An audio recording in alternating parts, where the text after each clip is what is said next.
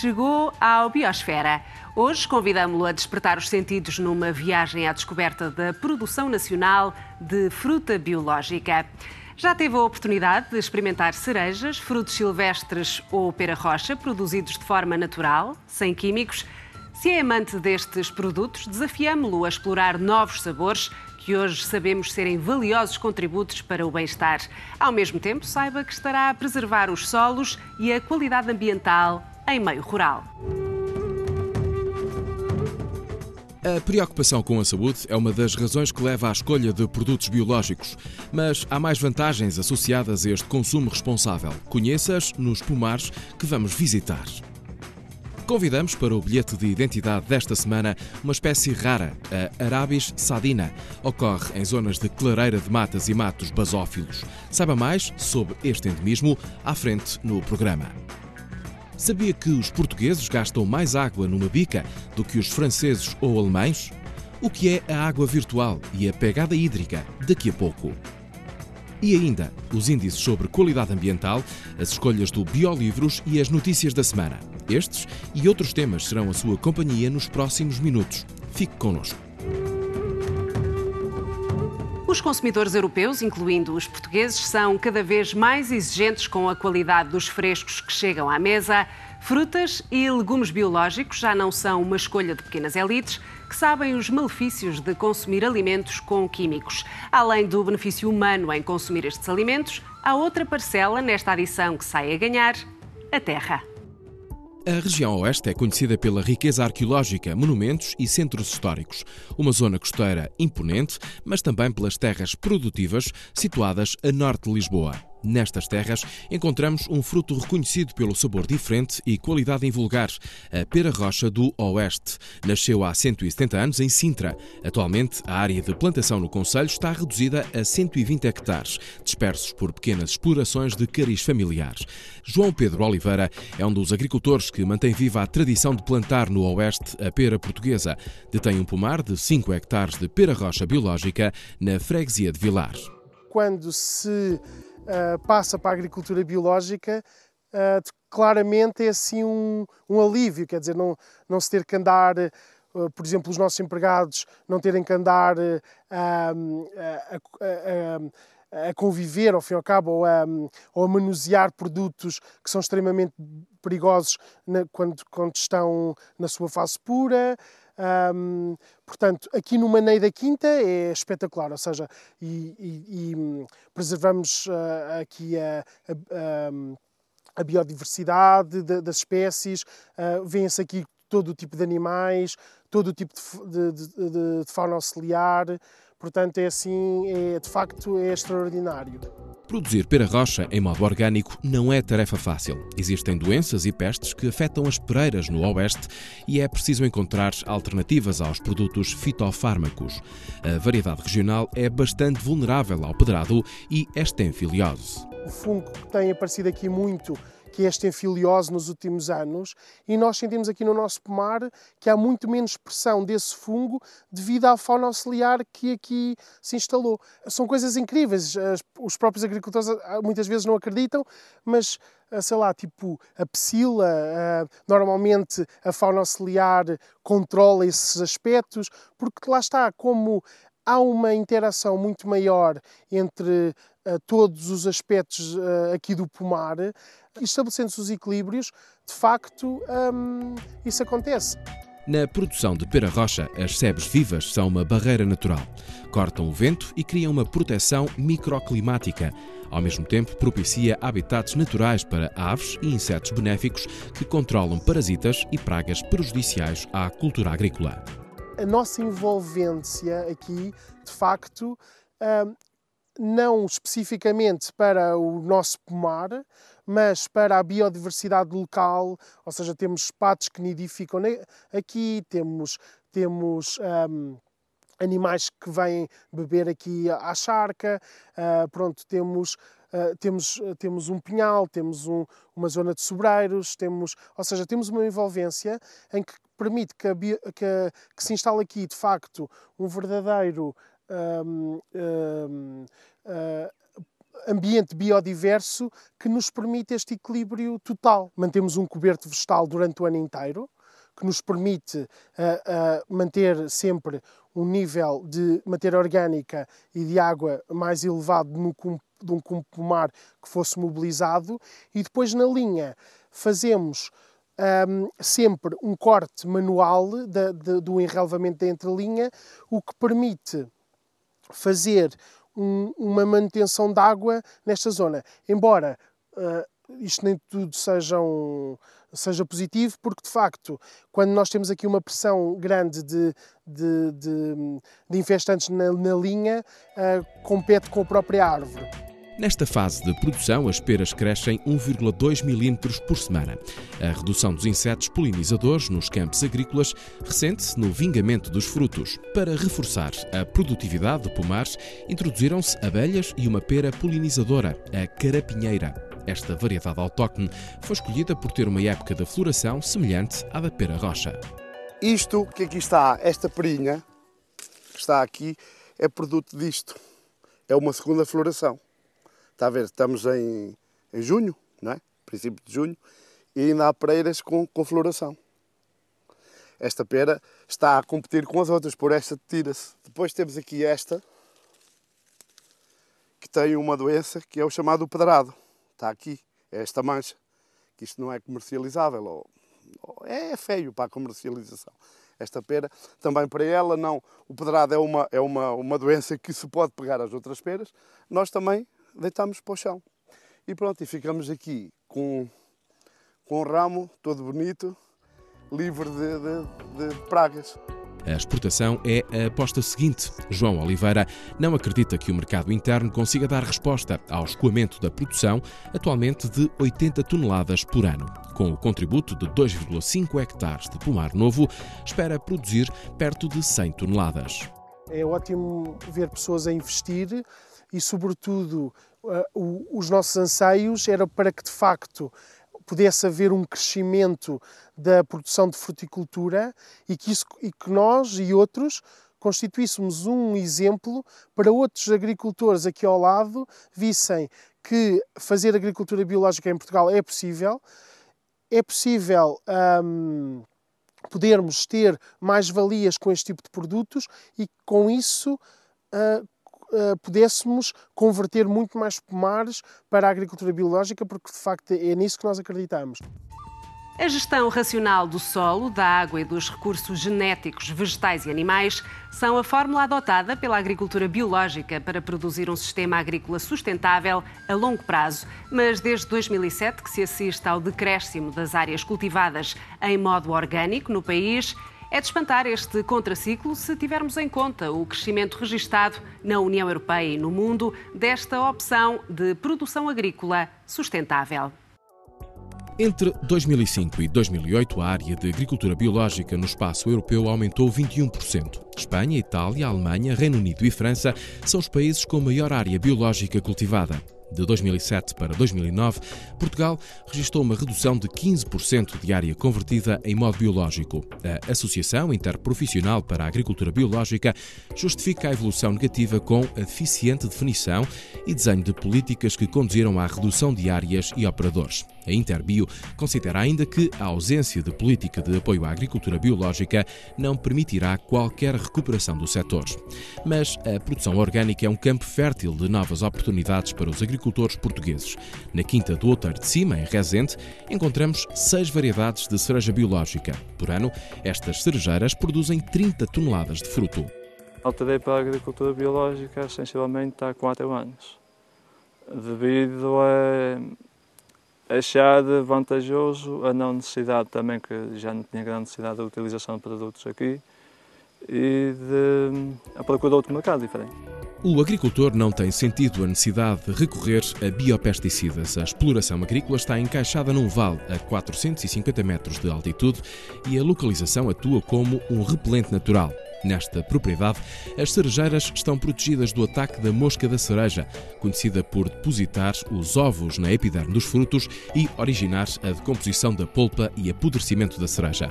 As árvores também oferecem resistência aos fungos de moniliose, uma das doenças mais perigosas das frutas de caroço, que em casos mais graves pode provocar a perda total da produção. Basicamente conheço pessoas lá e vizinhos que têm que as tratar mesmo, senão não conseguem vender a cereja para ter uma certa altura, derivado ao bicho que elas ganham. Porque eles estão mais próximos do rio, estão mais para baixo. Não é tão fácil acontecer ter essa facilidade de produzir a cereja sem tantos problemas. As árvores mantêm-se sempre em boas condições, não estranha muito a variedade, a diferença de clima, de calor ou frio, derivado à terra ter sempre a mesma temperatura. Tem sempre umidade, não aquece muito e também não arrefece tanto por causa da terra ser uma terra muito forte. Ponto preta, não é terra ariosa como se vê em muitos locais. A cereja orgânica é bem recebida pelos consumidores nacionais. A maioria da produção deste agricultor tem como destino as lojas e feiras de Lisboa e do Porto. A fração de fruta não comercializável ronda os 20% e será transformada em compotas. João Silva acredita no futuro da agricultura biológica. No final do ano, vai investir na produção de ameixa. Viajamos agora até Armamar, conhecida como a capital da maçã de montanha. As macieiras marcam a paisagem nesta zona próxima do Douro e são uma importante fonte de rendimento para a população. Na Quinta de Silvares, desde 2006, que a qualidade da fruticultura é aperfeiçoada com o recurso a técnicas de agricultura biológica. A capacidade atual de produção dos 4 hectares de macieiras é de 35 a 40 toneladas de maçã por campanha. Os frutos são absorvidos pelo mercado ibérico. Nós essencialmente temos Golden Delicious, Royal Gala e Starking, portanto são as maçãs que neste momento são mais apreciadas a nível nacional. Não obstante, temos também maçãs regionais. Agora no início foi difícil porque a nível de produtores biológicos nós aqui estamos um bocado isolados do resto dos produtores biológicos. E temos de ser só nós a tratar disso. Um agricultor biológico deve conhecer bem os inimigos das culturas, compreender a biologia das pragas e as fases de maior suscetibilidade. Assim, reduz o risco de ataque às colheitas. A gente olha, por exemplo, esta macieira, não temos nada. Temos ali uma penadita com um piolho, mas consegue criar a sua defesa ao piolho e não o tem. Temos aqui a folha vimos limpo que não temos pedrado. Ela própria cria a sua defesa. Acho que o segredo está aí. É a gente olhar para a árvore, olhar como fosse uma pessoa. Olhar os bichos como fossem os nossos trabalhadores, os insetos, a natureza. É o que eu tenho de fazer. E olho para a árvore e vejo. Esta macieira está-me a pedir ou magnésio ou cálcio, não sei, mas vejo mais ou menos pelas folhas. Tenho uma experiência e sei quando a folha quer magnésio e quando não quer, e quando quer cálcio. E olho, ela diz mais ou menos o que é preciso. Ou quando vejo uma árvore fraca e vejo que ela está, porque vejo, esta está fraca, precisou, as outras vão precisar. No pomar também são aplicados conhecimentos da agricultura biodinâmica, uma corrente da agricultura sustentável que aplica a gestão holística na exploração agrícola. Isso implica que a Quinta de Silvares seja vista como um organismo vivo em constante equilíbrio dinâmico com o cosmos, o Sol, a Lua e os planetas. Todos os recursos vegetais, animais e minerais são aproveitados para melhorar a produtividade, o estado sanitário e o valor nutricional dos cultivares, através da compostagem ou de preparados biodinâmicos. Temos uma floresta vasta, como vocês veem, em que nos ajuda a criar os auxiliares com tudo. Ervas que nos ajudam a tudo, a fazer tudo. A própria ortiga, para fazer o chá, para atacarmos o piolho, o chumo de ortiga. Temos tudo aqui para criar os fetos, tudo para fazermos o estrume. Quando a gente vê a folha assim amarela, tem carência de magnésio e devora. Quando o amarelo dá a fraqueza, nota-se. O que é que vai fazer para fazer este programa? O programa é trabalho com o chumo de ortiga, as algas e vou aplicar o magnésio. E com cálcio. Onde é que se vê que a diferença de uma árvore saudável para uma coisa? Onde é que o piolho atacou, ela não conseguiu criar a sua defesa contra o piolho. É uma agricultura que exige mais presença, mais atenção, porque nós, numa eventualidade de ter uma praga, não podemos combatê-la, não é? A nossa única hipótese é a prevenção e para a prevenção temos que estar muito mais atentos ao que se passa no pomar. Um terreno fértil, rico em matéria orgânica e com teores de pH adequados, permite à planta extrair os elementos necessários ao seu crescimento. A nutrição do solo é o segredo para ter plantas saudáveis e mais resistentes a pragas e doenças. O modo de produção intensivo adultera as propriedades organoléticas e nutritivas dos frutos e vegetais. Muitas das substâncias químicas envolvidas na produção agrícola estão presentes nos produtos que consumimos no dia-a-dia. As consequências são cumulativas e podem fixar-se no organismo humano durante décadas, vindo a provocar doenças degenerativas. Sabia que ao consumir uma maçã de agricultura convencional pode estar a ingerir mais de 30 pesticidas, mesmo depois de a ter lavado? Se gosta de comer fruta com casca, evite fazê-lo com algumas das culturas mais suscetíveis à contaminação química, como as nectarinas, pêssegos, cerejas, peras, uvas, framboesas ou morangos. Por outro lado, a casca do fruto encerra uma riqueza nutritiva a não perder. É uma fonte de vitaminas e sais minerais. Mas será que vale a pena correr o risco? Patrícia Cerqueira conhece os perigos escondidos na produção alimentar convencional. Micro-organismos prejudiciais, pesticidas, fertilizantes antibióticos e hormonas estão presentes em muitos dos alimentos que adquirimos.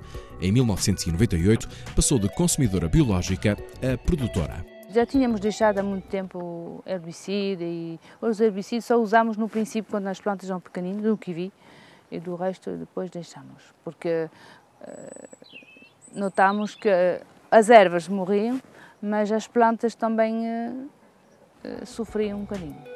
Desde 1984 que a exploração agrícola Delícias do Tujal, localizada em Vila Verde, pertence à família Cerqueira. O interesse inicial era produzir kiwis, mas a sensibilidade da cultura às condições atmosféricas conduziu o investimento para os pequenos frutos silvestres, framboesas, amoras e mirtilos. Neste momento estamos aqui ao pé dos mirtilos. Temos colheitas reguladas mais pelos pedidos do que propriamente pelo fruto, porque o mirtilo tem a capacidade de se aguentar facilmente na planta. Já noutros casos de frutos silvestres, como a framboesa ou a amora, isso é completamente impossível e temos que nos vergar ao grau de maturação do fruto. As primeiras plantações de mirtilo da Quinta têm 25 anos. Estima-se que estes sejam os arbustos mais antigos utilizados para a produção industrial da Península Ibérica. São plantas de crescimento lento que agora estão em plena produção. Fornecem 1 tonelada de fruto por ano. Sempre fizemos questão de ter ensaios de produções novas, de frutos novos, tentar ver o que é que se adapta, o que é que não se adapta ao nosso clima. Temos, por exemplo, a feijoa, temos o araçá, temos todos estes frutos silvestres e o kiwi, que na altura foram novidades. Tentamos ter o máximo de variedade possível, não só pelo fruto em si, como também para recriar um ecossistema o mais diverso possível. Nesta quinta de 7 hectares, as ovelhas ajudam a controlar o desenvolvimento de ervas e plantas infestantes. Ao mesmo tempo, fertilizam o terreno com matéria orgânica. A terra é trabalhada à superfície para não interferir na permeabilidade e evitar a erosão do solo. Por norma, só mexemos nos solos na implantação do pomar. Para conseguir que a vida desse mesmo solo, seja micro ou macrobiana, se consiga desenvolver facilmente e adequadamente para arejar o solo, para ajudar também à compostagem, toda essa vida é o que vai transformar a matéria orgânica em minerais e em nutrientes necessários à planta. Há mais de 10 anos que não são aplicados pesticidas nem químicos de síntese nas culturas, mas só em 2004 é que a fruticultura da Delícias do Tujal tem o logotipo da certificação biológica da União Europeia. Esse tipo de fruto dão-se muito bem aqui, sim. Dão-se muito bem aqui porque pronto, é um sítio solhoso e também os solos são fundos, portanto há muito matéria orgânica. 70% da produção é enviada para o estrangeiro. No entanto, a diferenciação bio ainda não é valorizada na exportação.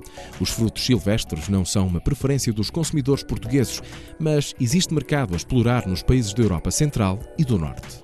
O processo ainda está numa fase muito inicial, ainda estamos a contactar clientes, mas temos muito boas perspectivas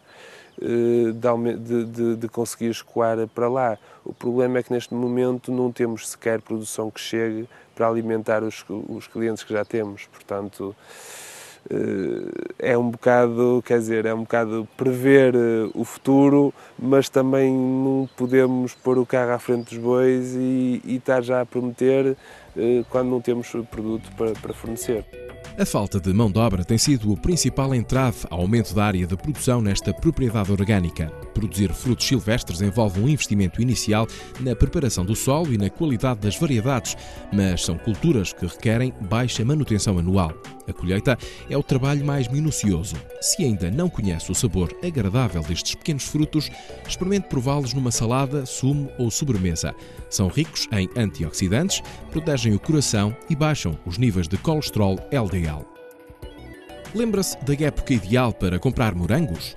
Desde fevereiro que se encontram nos mercados, mas a melhor altura para saborear estes frutos e encontrá-los a um preço justo é entre a primavera e o início do verão. Os morangueiros de João Martins estão a chegar ao fim da colheita. Se uma planta cumprir o ciclo normal, se comer o que é normal, porque é como nós, não é? Uma pessoa chega a ser obeso porque entra em excessos, não é? No bio não há hipótese de uma planta ser obesa, porque nós não podemos dar excessos. Cumprindo as regras todas, não damos excessos, não há excessos. Por isso a planta vai-se fazendo, vai produzindo consoante a necessidade e não o que nós queremos que ela produza. E a partir daí todo o aroma, todo o sabor fica no fruto. Estranha a falta de sabor nos morangos que compra? Saiba porquê. Se visitar as estufas existentes no Parque Natural do Sudoeste Alentejano, vai encontrar morangos produzidos em modo intensivo, sem solo. Este modo de produção é comum em Espanha e chega às prateleiras europeias todos os anos. O cultivo do morangueiro é feito em sacos de substrato com terra esterilizada, geralmente substituídos de 2 em 2 anos. A irrigação gota a gota inclui fertilizantes, pesticidas e fungicidas e torna a produção mais rentável, com a possibilidade de produzir o fruto fora de época. Exigem preços de tal forma baixos ao produtor, isso, passando pelos todos os intermediários, quando chegam ao produtor oferecem praticamente o preço de custo, que obriga, isto falando na convencional, obriga-os, de certa forma, a ter produções altas. E produções altas é basicamente um morango grande, o que tem é água, não tem mais nada. Uma alface enorme, o que tem é água. E as pessoas dizem, esta alface dura-me 2 dias no frigorífico. Uma alface biológica dura uma semana impecável, porque tem um teor de matéria seca muito superior ao da convencional. João Martins é produtor biológico há 10 anos, desde que acabou o curso em Engenharia Agrónoma, que está ligado à agricultura. Tem 1 hectare de terreno e produz hortofrutícolas que chegam ao consumidor em Cabazes ou no mercado de Santarém. Como tenho conhecimento de como é que se fazem as culturas, como é que se produz uma cenoura, como é que se produz uma alface, e o consumidor não tem, infelizmente não tem.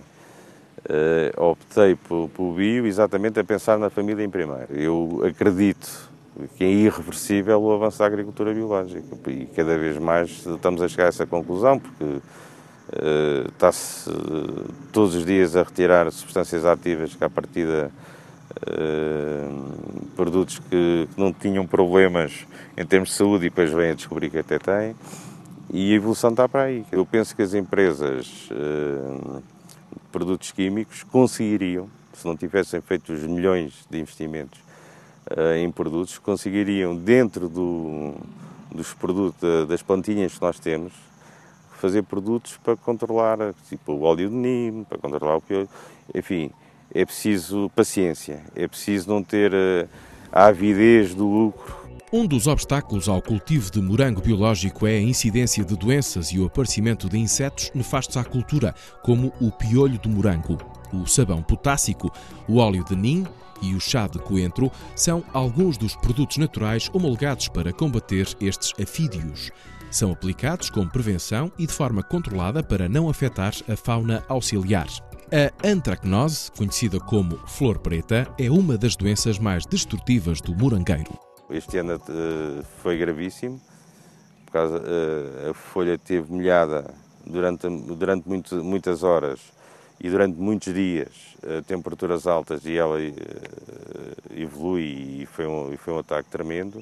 E a podridão que, no nosso caso, nós temos uma solução para a podridão, que é tirar todos os frutos podres da planta, para não contaminarem os outros. Agora, imagino que é termos de limpar as plantas, não é? Na convencional, trata-se com antipodridão e pronto, e resolve-se o problema. No bio não é possível. Nesta pequena propriedade encontramos sobretudo diversidade, mas o morango é a principal cultura agrícola. 11 mil plantas de morangueiro produzem 2,5 toneladas do fruto por ano. Na estufa, o produtor do Ribatejo dá largas à imaginação e aventura-se na produção de maracujás. O potencial de crescimento pode ser brutal, agora depende de haver o fomentar da agricultura biológica, não em termos de produção. Eu penso que, acima de tudo, agora é perceber como é que se pode ajudar os mercados a voltarem a ser ativos e apostar no mercado de proximidade, que é o que realmente falta. Uma equipa de investigação da Universidade de Washington estudou o nível de pesticidas presente na urina de crianças habituadas a alimentos de produção convencional. Sujeitou os mesmos jovens a uma dieta à base de produtos orgânicos e comparou os resultados. Quando as crianças consumiam vegetais e frutos produzidos com agroquímicos, a concentração de pesticidas na urina era 5 a 7 vezes superior ao das amostras que remetiam para uma alimentação 75% orgânica. A produção biológica de alimentos proporciona mais saúde e contribui para a produtividade dos solos. Metade do território português está em risco de desertificação. O impacto dos sistemas de produção intensiva e o uso continuado de agroquímicos estão a contribuir para a perda da capacidade produtiva dos ecossistemas. São as nossas escolhas diárias que ditam a sustentabilidade da produção agrícola nacional. Opte por legumes e frutos regionais e da época. Vá ao encontro dos produtos locais e explore as vantagens das escolhas biológicas. Se só agora chegou à nossa companhia, saiba que fomos conhecer alguns dos rostos por detrás da fruticultura biológica nacional. E agora viajamos até uma serra calcária para conhecer a Arabis sadina. Trata-se de uma planta rara com estatuto de conservação vulnerável. Atualmente é prejudicada pela instalação de antenas de comunicação e aerogeradores. Uma das medidas de proteção passa por interditar a extração de inertes nos locais relevantes para a espécie.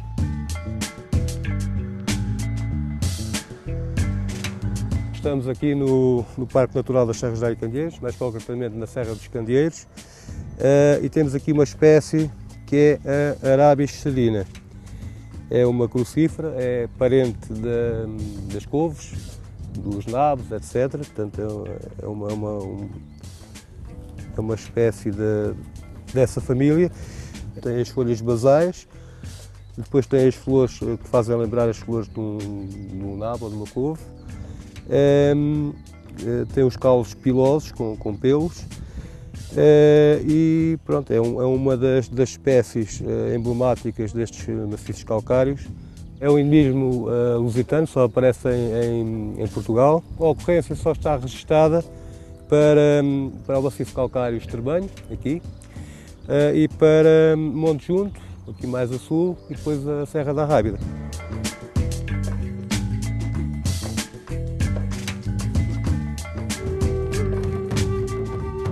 Portugal tem uma das pegadas hídricas mais elevadas do mundo. Somos o 6º país que mais água consome, segundo um estudo do Fundo Mundial para a Natureza. Descubra onde gastamos este recurso natural. Saiba ainda o que é a água virtual. Cada português é responsável pela utilização de 2.264 metros cúbicos de água por ano, o equivalente a 6.203 litros diários por pessoa. Somos, por isso, o 6º maior consumidor deste recurso natural, logo atrás da Grécia, Itália, Espanha e Chipre, num conjunto de 140 países analisados pela World Wildlife Fund, o Fundo Mundial para a Natureza. Todos os lugares de topo são, à exceção dos Estados Unidos da América, são ocupados por países mediterrâneos, o que tem a ver com a própria natureza do clima mediterrâneo e o facto de a agricultura para ser feita nestes países depende em grande medida da irrigação que é feita durante a estação quente, durante o verão. Mais de 80% do consumo de água provém da agricultura e mais de metade corresponde à importação de bens para consumo, ou seja, 54% da pegada hídrica portuguesa é externa. Quando contabilizamos a pegada, juntamos tudo. A água que é utilizada domesticamente para todos os fins, seja para cozinhar ou para lavar, portanto, a água que utilizamos diretamente da torneira, mas que é uma ínfima parte de todo o bolo da água virtual. Neste bolo, digamos, de culturas agrícolas que é praticado no país, uma coisa que nos surpreendeu um pouco é que mais de metade da água virtual utilizada se concentra em apenas 3 culturas, que são obviamente muito importantes em Portugal, que é o caso da vinha, do olival e do milho. Eu acho que se espremermos aqui estes bocadinhos de carne não tiramos mais do que 50 ml de água, provavelmente, mas na verdade para produzir 1 kg de carne são precisos qualquer coisa como 15 ml de água, portanto os números são completamente diferentes. Estamos habituados a calcular e a pensar a água em função da água que nós vemos, mas obviamente na agricultura para produzir qualquer alimento é necessário uma série de água ou para regar ou da própria água que chove e que é utilizada pelas plantas na sua produção. Portanto, no caso da pecuária isso é especialmente importante porque os animais consomem uma quantidade enorme de cereais e alimentos. O pão é transformado diretamente no cereal, portanto utiliza menos água do que um produto derivado da pecuária, mas de qualquer forma, para produzir 1 kg do cereal que é utilizado, neste caso do trigo ou do centeio que é utilizado na produção de qualquer um destes pães, pensamos que em média será utilizado qualquer coisa como 1500 litros de água. Uma bebida como uma cerveja, que é produzida também ela a partir da maior parte dos materiais, dos ingredientes são cereais, eu penso que uma cerveja média terá qualquer coisa como 300 litros de água virtual associada. O uso insustentável da água é um problema crescente no mundo. O relatório Planeta Vivo da WWF sublinha que o declínio dos ecossistemas hídricos é mais acentuado do que a diminuição da biodiversidade marítima e terrestre. No fundo nós falamos de água virtual e muitas vezes as pessoas pensam que estamos a falar de uma água que não existe, mas na verdade estamos a falar da água que existe na natureza, em global, da chuva, dos rios, por aí fora, que é utilizada de facto, realmente, para produzir determinados bens.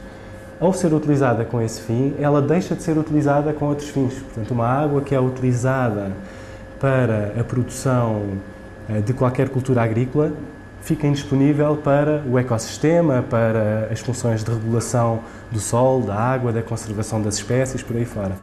O aumento das captações de água para a agricultura e abastecimento urbano, as más políticas e práticas de gestão e a perda de habitats devido à construção de infraestruturas estão a destruir os ecossistemas hídricos. É urgente melhorar a eficiência do uso da água.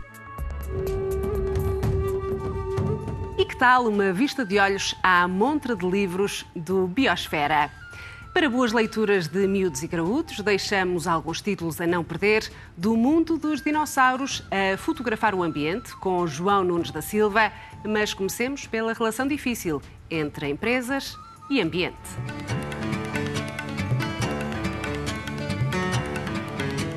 Como podem as empresas transformar a ameaça das alterações climáticas em oportunidades de negócio? O ambiente é uma fonte de problemas ou de oportunidades? O capitalismo é incompatível com um planeta saudável?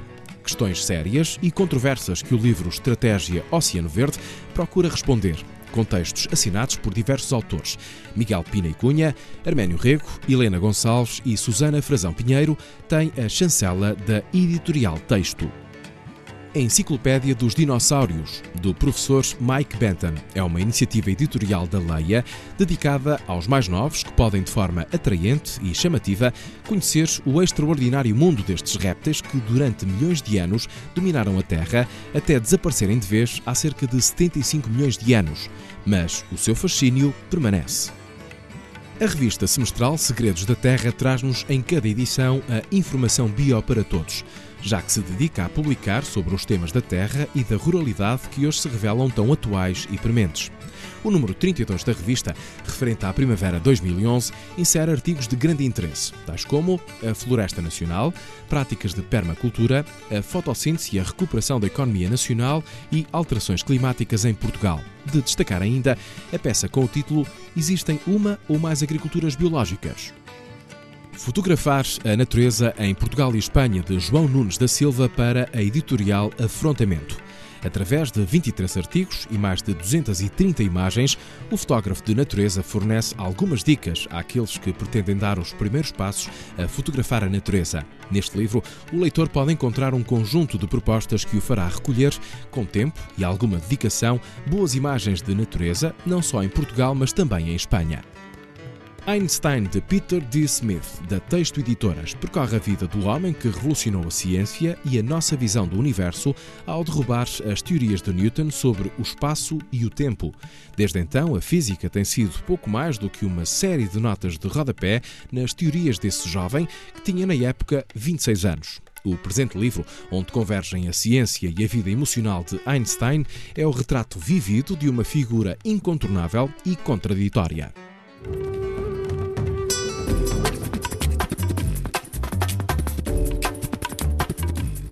Confira connosco as notícias que marcaram a agenda ambiental da semana. Um extenso relatório do Programa Internacional sobre o Estado dos Oceanos alerta para a possibilidade de extinção em massa da vida marinha por acumulação de fatores de origem humana. O painel internacional de especialistas refere que existe um elevado risco de entrarmos numa fase de extinção de espécies marinhas sem precedentes na história humana. Este alarme é lançado com fundamento no estudo detalhado das ameaças, entre as quais estão a sobrepesca, a poluição, o escoamento de fertilizantes da agricultura e a acidificação causada pelo aumento das emissões de dióxido de carbono. Uma boa notícia para o conhecimento e melhor conservação e gestão da biodiversidade em Portugal. Foi criada a InBio, rede de investigação em biodiversidade e biologia evolutiva, que irá promover o trabalho em conjunto de 300 investigadores. O grande objetivo é auxiliar o Estado na política pública da biodiversidade, através daquilo que se faz de melhor em Portugal a nível de investigação. Os trabalhos da nova rede incluirão, a partir de agora, a revisão da Estratégia Nacional de Conservação da Natureza, a elaboração de pareceres técnico-científicos e a partilha de dados para reforçar o conhecimento sobre espécies e habitats, entre outras.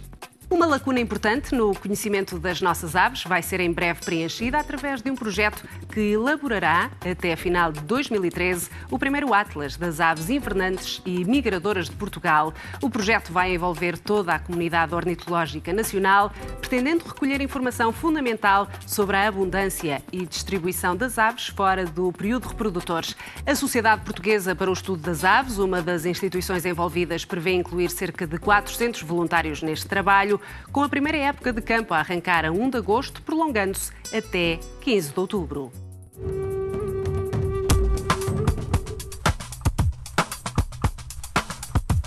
Altura de vermos a análise ambiental na grelha de índices do Biosfera. Começamos pela qualidade do ar das duas principais cidades do país na semana de 29 de junho a 5 de julho. No Porto, o ar apresentou uma qualidade maioritariamente boa, mas contou sempre com a presença de ozono. Nos dias 1 e 2 de julho foram detectadas poeiras vindas de África. Em Lisboa, a qualidade do ar oscilou entre o fraco e o muito bom. Na maioria dos dias, registaram-se fracas condições de dispersão de poluentes.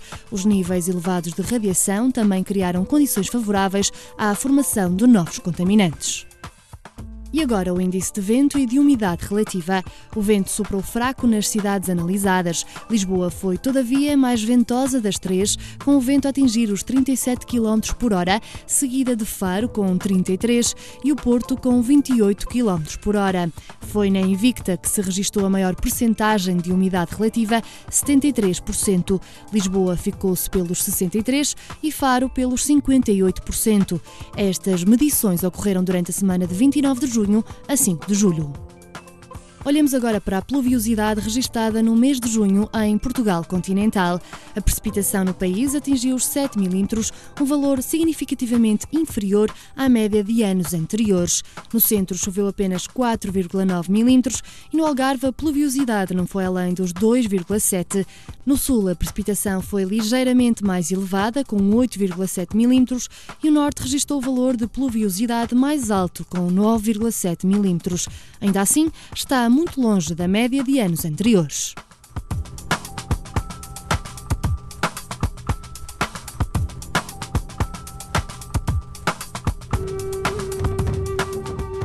Hoje conhecemos produtores que preservam as variedades regionais e contribuem para o equilíbrio dos ecossistemas agrícolas. A gestão cuidada do solo e a criação de biodiversidade nos campos é o segredo para a produção de culturas saudáveis. Quando pegar no saco para ir às compras, saiba que a sua escolha faz a diferença. Consuma alimentos isentos de pesticidas de síntese e transgénicos. E já sabe, encontramos-nos aqui na próxima semana à mesma hora. Até lá, seja bioativo.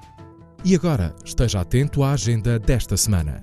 A 13 e 16 de julho, a Inov Project organiza uma formação em Kitchen Garden para todos os que querem criar uma mini horta na varanda ou no terraço. Fica a saber mais sobre estes jardins de cozinha em inovproject.net.